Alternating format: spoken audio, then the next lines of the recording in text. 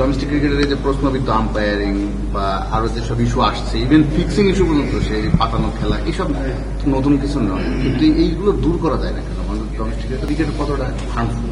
এটা দেখেন, এটা তো সবারই দায়িত্ব, সবাই বসে মিলে ঠিক করে, এবং গুডউইলটা সবচেয়ে বড় হলো যে আমার সদিচ্ছা থাকলে সম্ভব। এখানে কিন্তু আইন করেও সবকিছু থামানো যাবে না।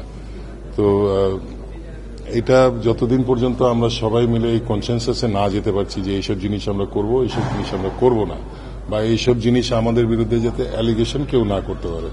অনেক সময় কিন্তু অনেক কিছু ছাড়াও অ্যালিগেশন আসে, এটাও বুঝতে হবে। আর ক্লাব ক্রিকেটের তো অবদান কম না। আমরা খালি নেগেটিভটা দেখলে তো হবে না। এই গত 60-70 বছর ধরে কিন্তু ক্রিকেটটাকে লালন পালন, এটাকে নার্চার করা, প্লেয়ারদের ট্রেনিং থেকে শুরু করে তাদের চিকিৎসা ভাতা বিভিন্ন জিনিস কিন্তু করে ক্রিকেটটা এই পর্যায়ে এসছে।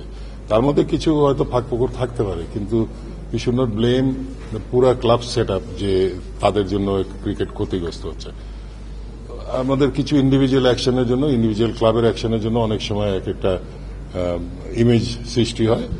সেটা আমার মনে হয় আমাদের সবারই অ্যাভয়েড করে চলা উচিত।